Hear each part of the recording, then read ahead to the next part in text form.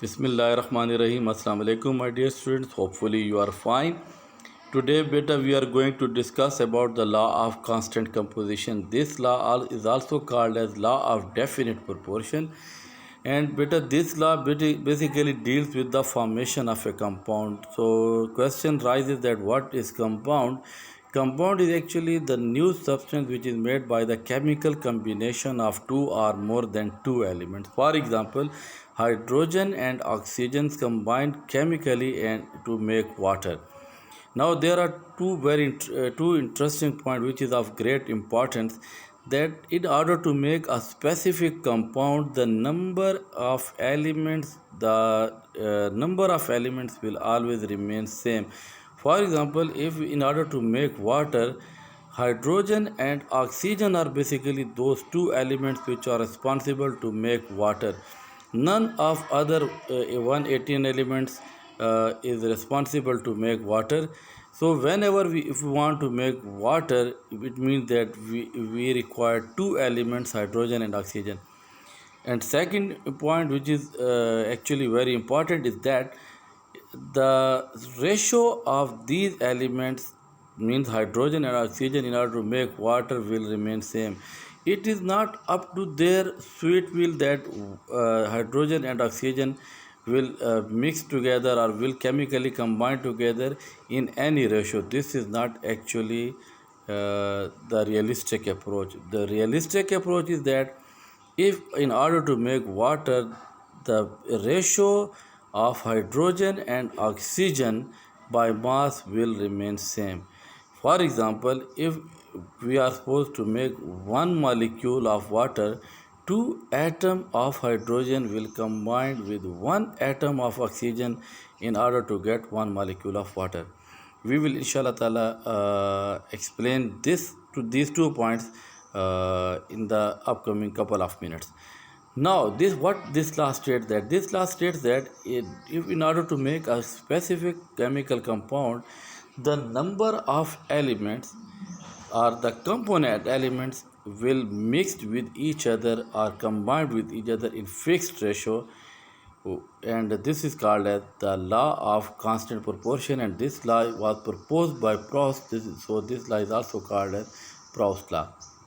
Now, what this law states, that you have to again consider the statement that in order to make a specific chemical compound, the elements which are supposed to combine chemically will always combine in fixed ratio by mass. So this is actually the statement of law of definite proportion. Now let us consider a simple example from our daily life in order to understand the concept clearly. For example, it is tradition of your home that you serve the guest with one glass of chocolate milk. So for example, the composition of one glass of chocolate milk is that we have 2 spoons of chocolate mixed with one glass of milk. So in order to make one glass of chocolate milk, we require two things, that is chocolate and milk. We require two things, chocolate and milk. So the amount of chocolate is 2 spoons and the amount of milk is 1 glass. Yes. Now, if for example there are 5 guests at your home, so how much quantity of chocolate and milk is needed in order to serve them? The answer is simple. We need 10 spoons of chocolate along with 5 glasses of milk. So this is actually the proportion of chocolate and milk in order to make 1 glass. So in order to make 10 glass of chocolate milk, how many spoon of chocolate needed? That is 20. And how many glass of milk we have required?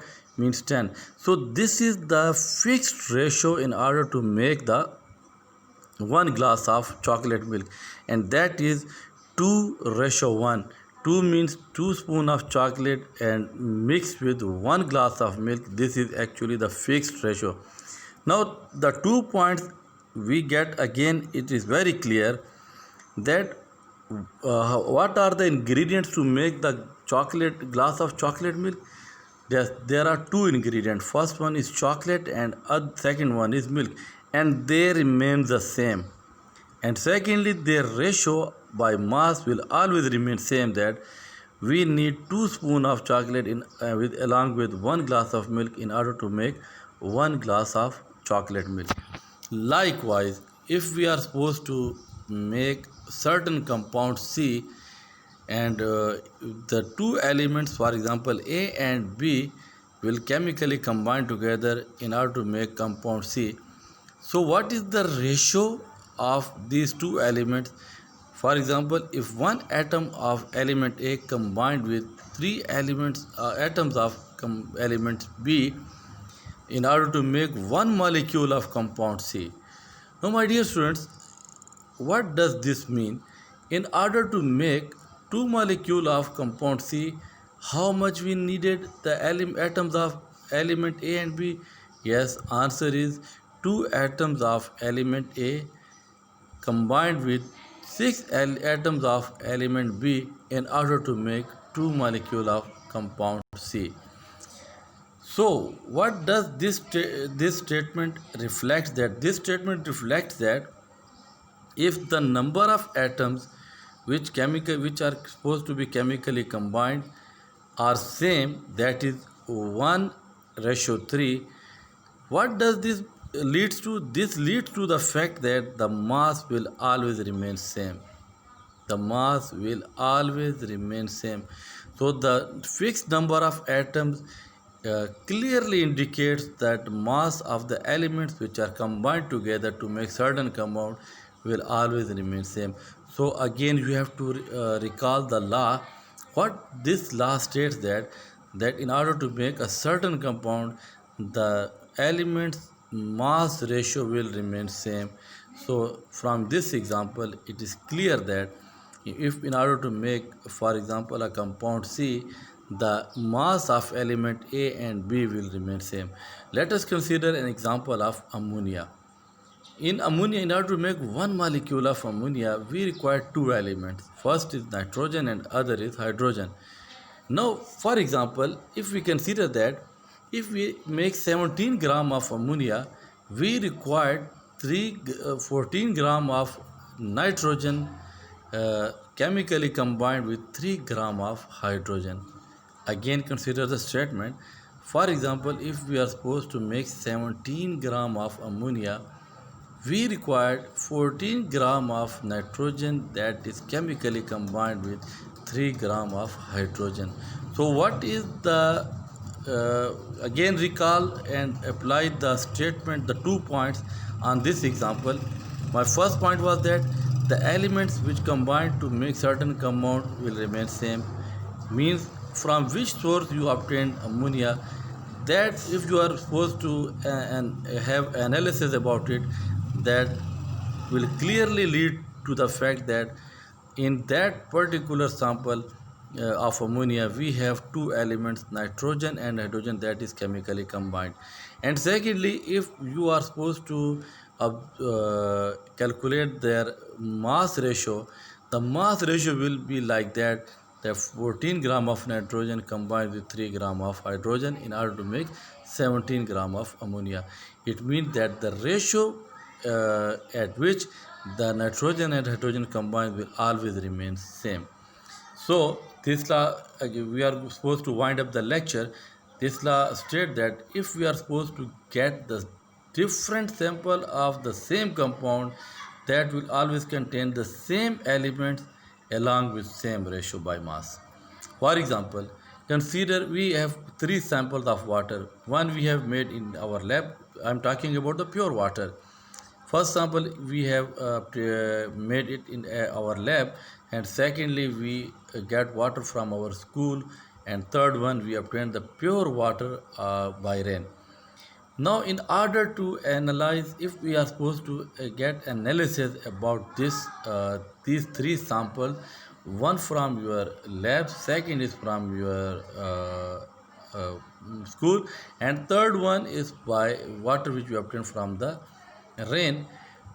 If these 3 samples are of pure water, it means that 2 hydrogen atoms combined with 1 atom of oxygen, and that will make 1 molecule of water. My dear students, make it clear that the smallest unit in which compound is highlighted is molecule. What is molecule? Molecule is actually better when two or more than two atoms of same nature or different natures combined, this will make molecule. It means that in one molecule we have at least two atoms or more than two atoms. Now again come to the original point that in this reaction two hydrogen atoms combine with one atom of oxygen, we so get one molecule of water. It means that what is the analysis? We have two fixed atoms, hydrogen and oxygen, and they combined in fixed ratio, that is two atoms of hydrogen combines with one atom of oxygen. And what is their mass ratio? 1 gram of hydrogen combines with 8 gram of oxygen to make water. Now, according to the law of definite composition of fixed proportion, it means that if hydrogen and oxygen combine together, they will only make water. If we are supposed to make water, we definitely require two elements, and that two elements will always be hydrogen and oxygen. Secondly, it is not the sweet will of hydrogen and oxygen that at which ratio they combine. They have to adopt the same pattern. They have to adopt the same pattern of 1 ratio 8, means 1 gram of hydrogen combined with 8 gram of oxygen in order to make water. So we are supposed to conclude our lecture that in order to make certain compound, the elements will remain same and the ratio, the combining ratio of their mass will always remain same. Yes, thank you, beta.